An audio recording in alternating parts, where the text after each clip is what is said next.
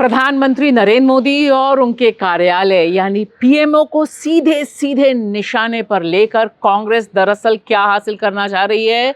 क्या Congress PMO files का खुलासा करने जा रही है?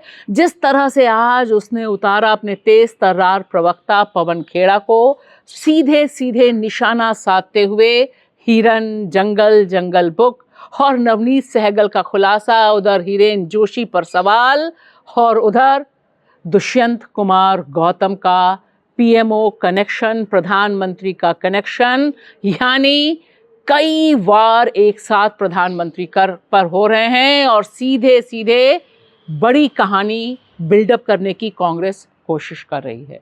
अब पीएमओ में क्या चल रहा है ये कितना जानते हैं, कितना उसका हिस्सेदारी इनकी थी, क्या ऐप चल रही है, बहुत पात्र हैं। पीएमओ की कहानी लंबी है, बहुत जल्दी हम परतें खोल रहे हैं उसकी, क्योंकि अभी बहुत इंफॉर्मेशन आ रही है। नमस्कार दोस्तों, मैं आपकी दोस्त भाषा, आप देख रहे हैं बेबाक भाषा पे 2 टूक कार्यक्रम। क्या पीएमओ फाइल्स करके कुछ कांग्रेस खुलासा करने की तैयारी कर रही है?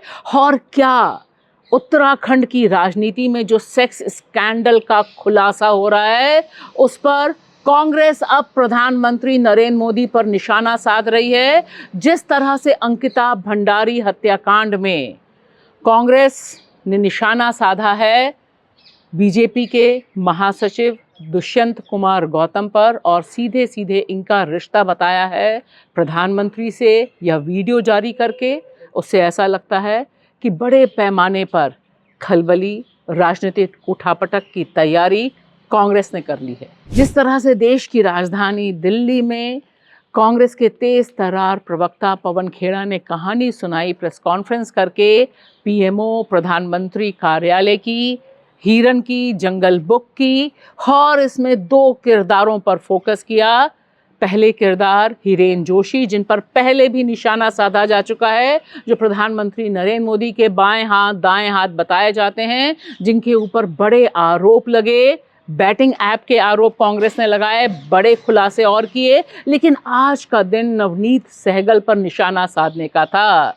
वह नवनीत सहगल जो उत्तर प्रदेश के एक ऐसे रिटायर्ड आईएएस ऑफिसर हैं जिनके बारे में खुलासा न्यूज़ लॉन्ड्री ने हाल में किया, और न्यूज़ लॉन्ड्री के इस खुलासे के बाद से अब तक बड़े पैमाने पर खलबली है, क्योंकि यहाँ उत्तर प्रदेश सरकार की गोपनीय रिपोर्ट ने बताया कि दरअसल कितने बड़े पैमाने पर भ्रष्टाचार का आरोप, तथ्य जुटाए थे इस गोपनीय रिपोर्ट में, जो कभी भी पब्लिक नहीं की गई। तमाम सवालों में कुछ कड़ियां कॉमन हैं।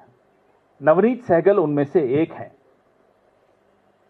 सबसे बड़ी जो भूमिका, जो सबसे बड़ा पात्र इस पूरे प्रकरण में, इस जंगल बुक में है, वो तो मैं आपको बता ही रहा हूं, हिरेन जोशी हैं। अभी हमें नहीं मालूम वो अंदर हैं बाहर हैं, आपको ज्यादा मालूम होगा। कहते हैं आपके पास आजकल मैसेज कम आ रहे हैं, मिस कर रहे होगे आप उन्हें। लेकिन जब ये परतें और खुलेंगी, ये देश हैरान हो जाएगा कि इस देश का सबसे बड़ा राजनीतिक कार्यालय किस तरह के लोगों के कब्जे में आ चुका है, और वो लोग किस तरह के लोगों के कब्जे में हैं। सवाल बहुत साफ है कि नवनीत सहगल, क्या उनकी एंट्री पीएमओ में हो रही है? क्या उनकी एंट्री के पीछे योगी आदित्यनाथ का कोई भूमिका है? इस तरह के सवाल जो राजनीतिक गलियारे में खूब घमासान मचा रहे हैं, उन्हें प्लेटफॉर्म देने का काम आज कांग्रेस ने किया। और साथ ही साथ यहाँ मैं बताते चलूँ कि उत्तराखंड में जिस तरह से खुलासे हो रहे हैं, जिस तरह भारतीय जनता पार्टी से जुड़ी महिलाएं बता रही हैं कि अंकिता भंडारी हत्याकांड, यानी 2022 में जिस अंकिता की हत्या हुई थी और उसके इर्द गिर्द जिस तरह का सेक्स रैकेट था, उसमें बड़े बड़े भारतीय जनता पार्टी के कार्यकर्ता ही नहीं, नेता शामिल हैं। वह भी परेशान तो ज़रूर करेगा, क्योंकि अब नाम सीधे सीधे कांग्रेस ने मोदी जी का जोड़ दिया है दुष्यंत कुमार गौतम से, जो उत्तराखंड के भारतीय जनता पार्टी के प्रवक्ता तो हैं ही, साथ ही साथ बीजेपी के भी महासचिव हैं। शुक्रिया।